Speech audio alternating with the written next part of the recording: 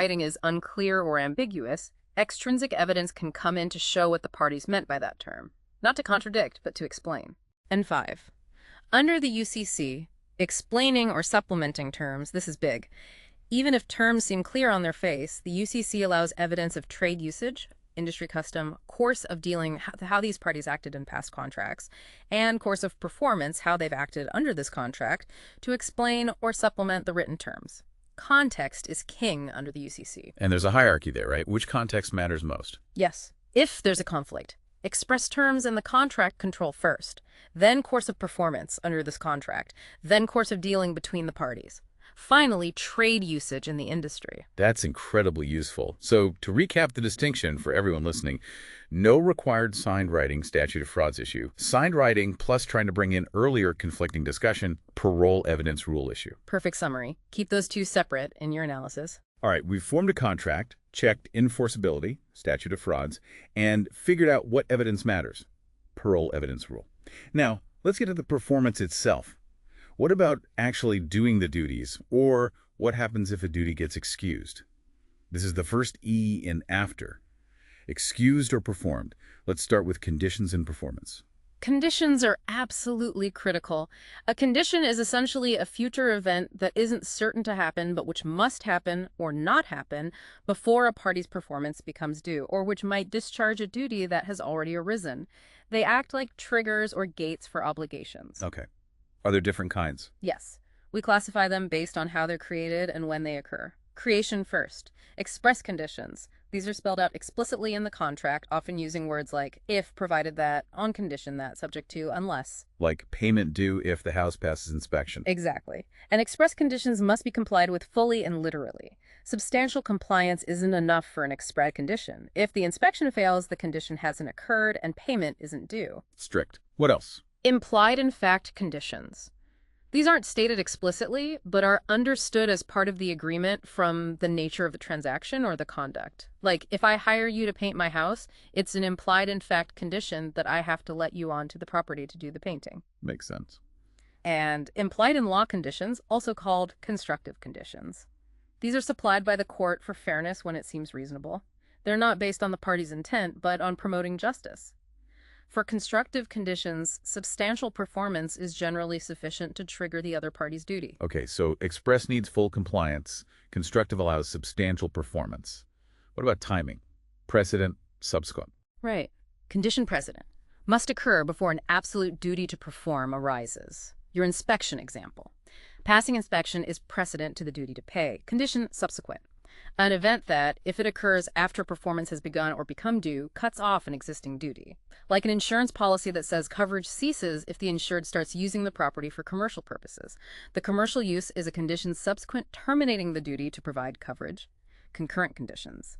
These exist when performance by both parties is due at the same time. Think a simple sale.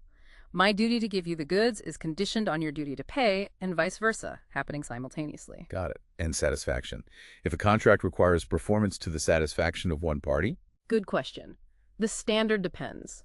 If the contract involves mechanical fitness, utility, or marketability, courts usually apply an objective, reasonable person standard. Would a reasonable person be satisfied? But if it involves personal taste or aesthetic judgment, like painting a portrait, tailoring a suit, then a subjective standard applies. The dissatisfaction must be genuine and in good faith, but it doesn't have to be objectively reasonable. So, common law allows for substantial performance to satisfy those constructive conditions. Sounds fair. But the UCC, I remember you mentioned perfect tender. That sounds impossibly strict. It sounds strict, and in many ways it is. Under common law, substantial performance is a key doctrine, especially for service or construction contracts. If a party performs most of their obligations with only minor deviations, they've substantially performed. They can recover the contract price minus the cost to fix the minor defect. It avoids forfeiture for trivial breaches. But this doctrine generally does not apply to single delivery contracts for the sale of goods under the UCC. Okay, so what does apply? Under the UCC, we have the perfect tender rule, Article 2. Generally, the seller must deliver goods that conform perfectly to the contract terms in every respect: quantity, quality, delivery method, everything. Perfectly. No room for error. In theory, for a single delivery contract, yes. Any deviation allows the buyer to reject the entire shipment, accept the entire shipment, or accept some units and reject the rest. The why is partly commercial certainty buyers expect exactly what they ordered. So under UCC, forget substantial performance for goods. Generally, yes. Do not discuss substantial performance or material breach when analyzing a single delivery UCC goods contract. The standard is perfect tender, unless it's an installment contract. Ah, the exception. So divisible or installment contracts must work differently. How does that play out? Because perfect tender seems impossible across multiple shipments. Exactly. Practicality wins here.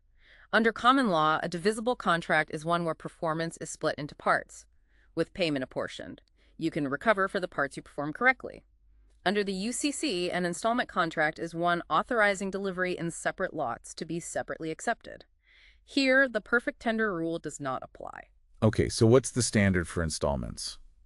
The buyer can reject a specific installment only if the nonconformity substantially impairs the value of that installment and cannot be cured. It has to be a significant problem with that particular shipment. And canceling the whole deal. The buyer can cancel the entire installment contract only if the nonconformity in one or more installments substantially impairs the value of the whole contract. It's a much higher bar, requiring the breach to really undermine the entire agreement. Got it. Substantial impairment for installments, not perfect tender. Yeah. And always remember. The implied duty of good faith and fair dealing, imposed on every contract, common law, and UCC. Honesty, in fact, observing reasonable commercial standards. Parties can't act in bad faith to undermine the spirit of the deal. Okay, duties can be triggered by conditions, Yeah. but they can also be suspended or excused entirely, right? How does that happen? Yes, this is our B under excused or performed. Suspension or excuse of conditions. Conditions aren't always absolute. Their enforcement can be affected. One way is waiver. The party who benefits from a condition can waive it either by words, don't worry about getting it done by Friday, or by conduct, continuing with the contract even though the condition failed. A waiver of a material condition can often be retracted before the other party relies on it, but waiver of minor conditions might be harder to take back if relied upon. 2 is prevention. If the party whose duty is subject to a condition wrongfully prevents or hinders that condition from occurring, the condition is excused. You can't sabotage the condition and then use its failure as an excuse not to perform. 3 is testable.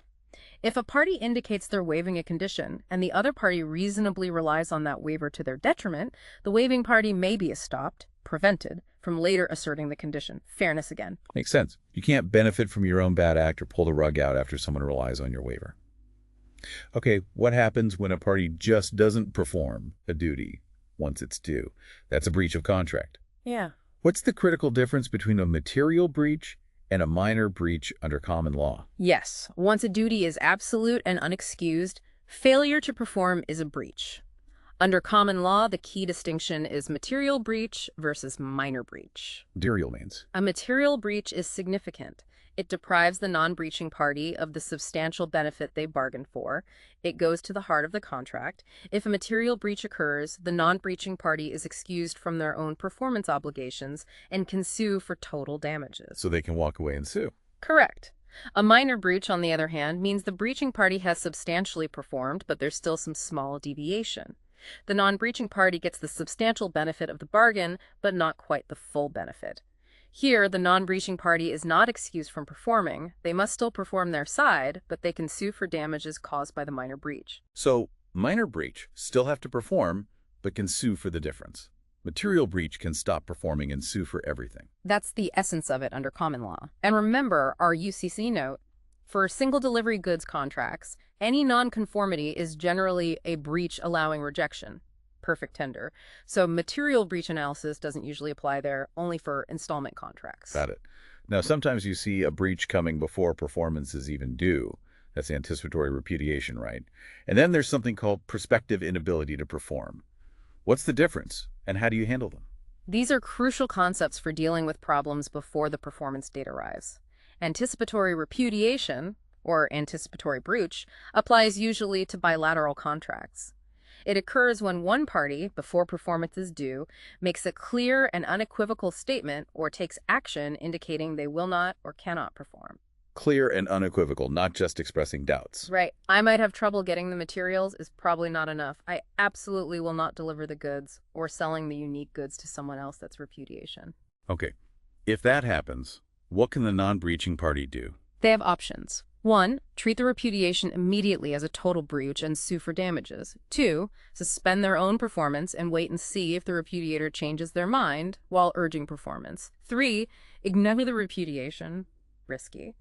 Or 4. If the only thing left is payment by the repudiator, they might have to wait until the actual payment date to sue. Can the repudiator take it back? Retract? Yes, a repudiation can be retracted unless the other party has already relied on it, or sued, or materially changed position, like contracting with someone else. Once relied upon, the retraction is usually too late. Okay. How is prospective inability to perform different? It's less definitive. Here, based on events after the contract, one party has reasonable grounds for insecurity about whether the other party will be able or willing to perform, but there's no clear repudiation yet. Maybe a key supplier went bankrupt, or there are rumors of financial trouble. So just worrying signs. Reasonable worrying signs. In this situation, the insecure party can demand adequate assurances of due performance from the other party, and they can suspend their own performance until they get those assurances. What counts as adequate assurance? Depends on the circumstances. Could be a credible promise, posting a bond, showing proof of financing. If adequate assurances aren't provided within a reasonable time, UCC says max 30 days after a justified written demand, then the failure to assure can be treated as a repudiation. So demand assurances first. If you're just worried, don't jump straight to breach. Exactly. On the bar, be cautious about excusing performance just based on vague worries. Follow the assurance procedures if applicable. Got it. So if duties are performed or excused or discharged, the contract ends smoothly. Let's look more at discharge of duties. When do obligations just end without a breach? Right. Discharge means the duty terminates. Several ways this happens. 1. Impracticability. This replaced the older, stricter impossibility doctrine. Performance may be excused if it has become impractical due to an unforeseen event, the non-occurrence of which was a basic assumption of the contract, and the party seeking discharge isn't at fault. What makes it impracticable? Performance becomes illegal after contracting. The specific subject matter is destroyed, that unique painting burns down. In a personal services contract, the performing party dies or is incapacitated, or performance becomes extremely and unreasonably difficult or expensive due to unforeseen circumstances. So much harder or more expensive than anticipated. Significantly so, yes. And it wasn't a risk they assumed. 2. Frustration of purpose. This is different. Here, performance is still possible, but an unforeseen event has destroyed the reason or purpose for which one party entered the contract. The classic example is renting a room to watch a coronation parade, but the parade gets canceled. Yeah. Perfect example. You can still rent the room, the owner can still provide it, but your entire purpose for renting it is gone due to an unforeseen event. If the frustration is substantial and also based on a fundamental assumption, the duty may be discharged. 3. Release. A formal agreement where one party gives up their rights to performance from the other. Common law usually requires consideration for a release. The UCC allows a written waiver release without consideration. 4. Mutual rescission. Both parties agree to cancel the contract entirely. Consideration is found in each party giving up their rights under the contract. But remember, if third-party beneficiary rights have vested, you generally can't rescind without their consent. 5. Destruction or injury to identified goods. UCC specific. If goods identified when the contract was made are destroyed before risk of loss passes to the buyer, and it's no one's fault, the contract is avoided. Performance excused. That covers a lot of ways duties can end. Now let's move on to the first T and after, third-party issues. What happens when someone outside the original contract gets involved? You said it gets complicated fast. It certainly can. This involves people who weren't the original promisor or promisee, but whose rights or duties are affected. 3 main areas: third-party beneficiaries, assignment of rights, and delegation of duties. Let's start with third-party beneficiaries. Who are they? These are contracts where the 2 main parties, promisor and promisee, make a deal, but they intend for their performance to benefit a third person. The key is intent. Intent to benefit someone else. Are there different types? Yes. Primarily intended beneficiaries versus incidental beneficiaries. An intended beneficiary is someone the parties meant to benefit directly. This could be a creditor beneficiary, performance satisfies a debt the promisee owes the third party, or a done beneficiary. Performance is intended as a gift to the third party, like a life insurance beneficiary. Intended beneficiaries can sue the promisor directly to enforce the contract. Okay. And incidental. An incidental beneficiary is someone who might happen to benefit from the contract's performance, but whom the parties did not intend to benefit directly. Think about your neighbor whose property value goes up because you hire someone to landscape your yard beautifully. They benefit, but incidentally. Incidental beneficiaries have no rights to enforce the contract. So intention is everything for the third party to have rights. When do those rights become vested? Because that sounds important, like they get locked in. Exactly. Vesting is critical. An intended beneficiary's rights vest becomes secure against modification or discharge by the original parties when the beneficiary does one of three things: detrimentally relies on the promise, manifests assent to the promise at the request of one of the parties, files a lawsuit to enforce the promise. Once vested, the original parties generally can't change the deal to the beneficiary's detriment without their consent. And remember, the promisor can usually assert any defenses against the beneficiary that they could have asserted against the original promisee. Got it. Now for the second T. Assignment of rights. This sounds like transferring your rights under a contract to someone else. Precisely. Assignment is the transfer by one party, the assignor, of their rights to receive performance under a contract to a third party, the assignee. The assignee then steps into the shoes of the assigner and can demand performance from the original obligor. Can all rights be assigned? Most can, but not if the assignment would materially change the obligor's duty, risk, or burden, or if it's prohibited by statute or public policy, or importantly, if the contract itself prohibits assignment.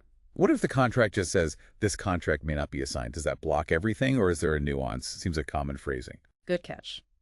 There's a significant nuance often tested. Language that says assignments are void generally is effective to prevent assignment of rights. But language that merely prohibits assignment, like this contract may not be assigned or assignment is prohibited, is usually interpreted only as a promise not to assign. The assignment itself might still be effective, but the assignor could be sued for breach of the promise not to assign. It typically bars delegation of duties more strongly than assignment of rights. Subtle but important. Does assignment need consideration? No, consideration is not required for an effective assignment.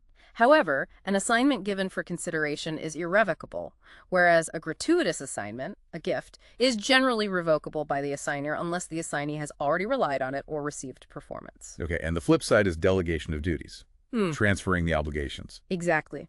Delegation is when one party, the delegator, arranges for a third party, the delegate, to perform their duties under the contract. Can all duties be delegated? Seems like some things are personal. You're right. Duties are generally delegable unless the contract prohibits delegation, or the obligee, the one receiving performance, has a substantial interest in having the original delegator perform. This usually applies to personal services contracts involving unique skill, talent, or trust. You hire a specific famous artist to paint your portrait, they can't delegate that duty to their apprentice. Makes sense. If you delegate, are you off the hook? Is the original party still liable? This is critical. The delegator remains liable for performance unless the obligee agrees to release them and substitute the delegatee. This formal agreement to substitute and release is called a novation. Without a novation, if the delegatee fails to perform properly, the obligee can still sue the original delegator.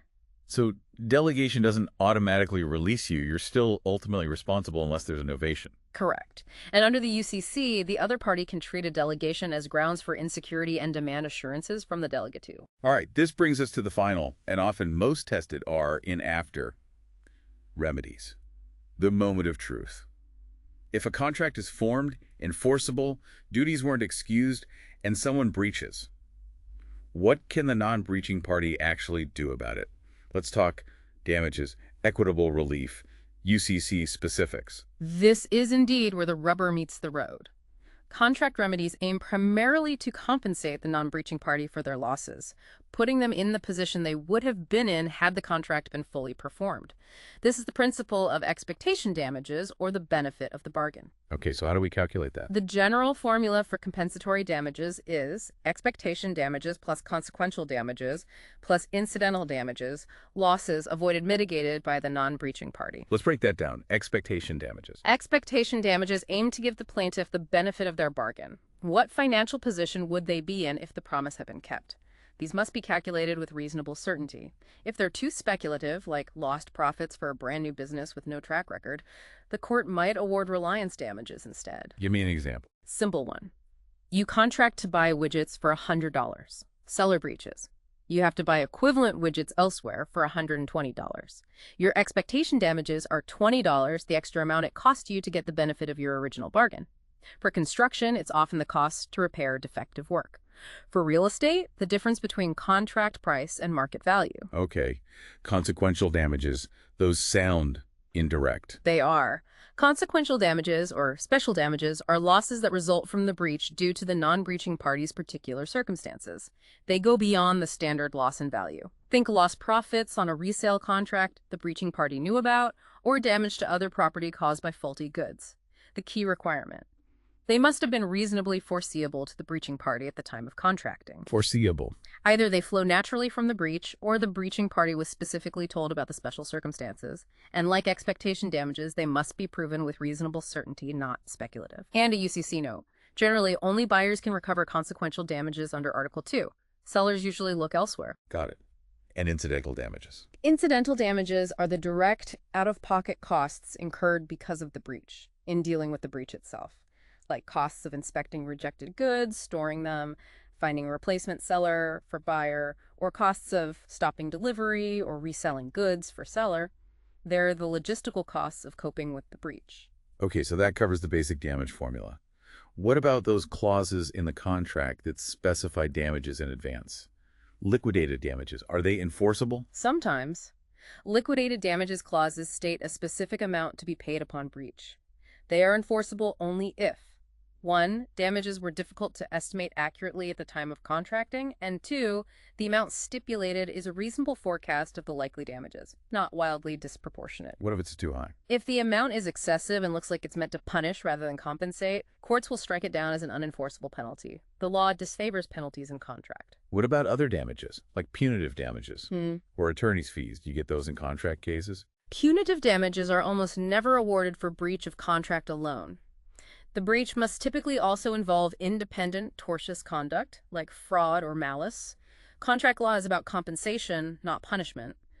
Nominal damages, like $1, might be awarded if a breach occurred but caused no actual financial loss, just to vindicate the plaintiff's rights. Attorney's fees are generally not recoverable under the American rule unless the contract itself or a specific statute provides for them. Each side usually pays their own lawyer. And crucially, the non-breaching party can't just sit back and let damages pile up, right?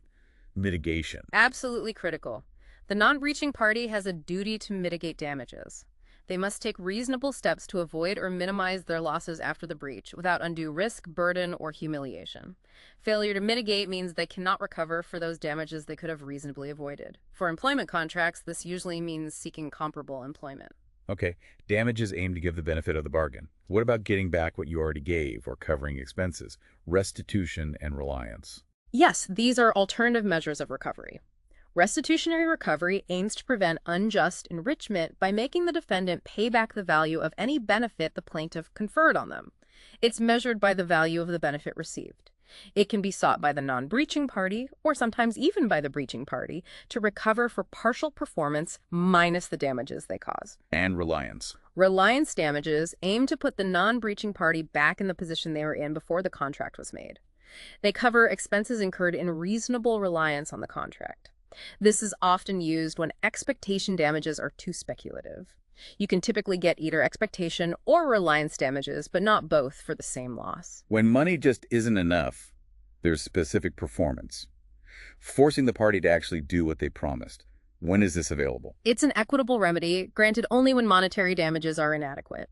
The court orders the breaching party to actually perform. When are damages inadequate? Typically when the subject matter is unique. Real property is always considered unique, so specific performance is the standard remedy for breach of a land sale contract. Under the UCC, it's available for unique goods, like antiques, heirlooms, or goods specifically manufactured, or in other proper circumstances, like inability to cover or find substitutes. Courts also consider factors like feasibility of enforcement and fairness. And remember, equitable defenses like laches or unclean hands can block it. Okay, let's drill down into remedies under the UCC specifically. Buyers and sellers remedies, and that tricky risk of loss concept.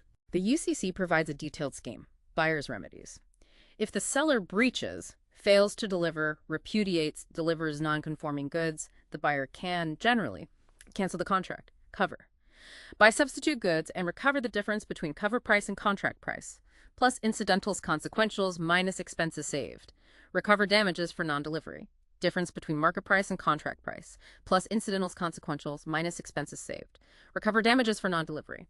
Specific performance or replevin for unique goods or if cover isn't possible. Recover damages for non-delivery. If goods are delivered but non-conforming, buyer can reject, if done timely, or accept and then sue for breach of warranty damages, difference in value. Okay. And seller's remedies if the buyer breaches. Seller's remedies. If the buyer wrongfully rejects, revokes acceptance, fails to pay, or repudiates, the seller can withhold delivery, stop delivery by a carrier, resell the goods and recover the difference between resale price and contract price, plus incidentals. Recover damages for non-acceptance, difference between market price and contract price, plus incidentals.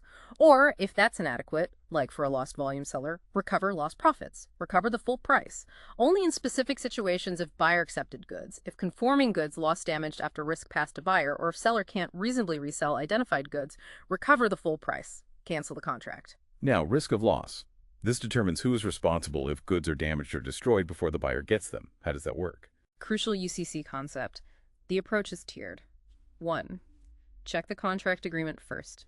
Does it allocate risk? If yes, it controls. 2. Check for breach.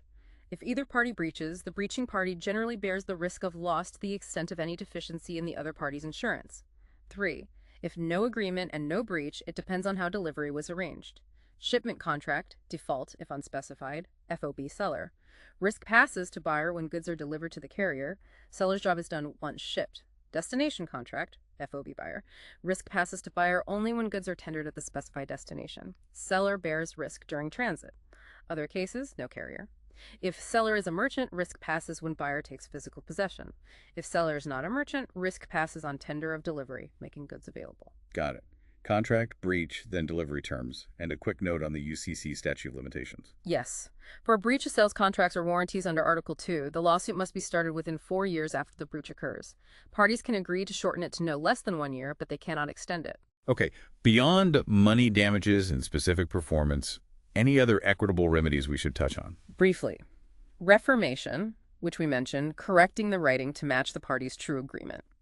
Rescission, which undoes the contract entirely, putting parties back to their pre-contract state, often requires returning benefits received. And under the UCC, cancellation, which ends the contract due to breach but preserves the right to sue for damages. Remember, these are generally unavailable if an innocent third party, bona fide purchaser, has acquired rights in the property. And finally, declaratory judgment. That's a court order simply declaring the rights and obligations of the parties under a contract when there's an actual dispute or uncertainty. It clarifies things, often before a breach fully materializes, without necessarily ordering damages or performance. So if we, tie this all together, connecting it to the bigger picture, what we've walked through today is really more than just a list of rules. It's a comprehensive roadmap. It shows how contracts come into being, how they function, and of course what happens when they don't. Understanding this logical flow and using that after mnemonic applicable law, formation, statute of frauds peril evidence, excused performed, third-party issues, and remedies, it really provides a powerful framework, especially for tackling those complex contracts essays on the bar exam. It forces you to think systematically, issue by issue, just like a practicing lawyer needs to. So what does this all mean for you listening right now as you prepare for something as demanding as the bar exam and as you maybe envision yourself as a future lawyer? It means you now have a framework, a way to tackle virtually any contracts question by breaking it down into these manageable logical steps. This level of detailed understanding, going beyond just rote memorization, well, it empowers you. It gives you the confidence and the analytical precision needed not just for the exam, but for advising clients effectively in the real world. Which raises, I think, an important question for your own studies. Beyond just memorizing the definitions we talked about, how can you actively practice identifying which rule applies in a specific fact pattern, and then maybe even more importantly, why it applies? What's the underlying policy or reason? That's the key. That's the real skill the bar exam is testing, right? And it's the skill that ultimately makes you an insightful lawyer. So maybe think about the dynamic interplay of these rules. How do they reveal the underlying values and tensions within contract law itself, that constant balancing act between freedom of contract and fairness, between wanting predictability and needing flexibility? That's the deep dive that will serve you long after the exam is over.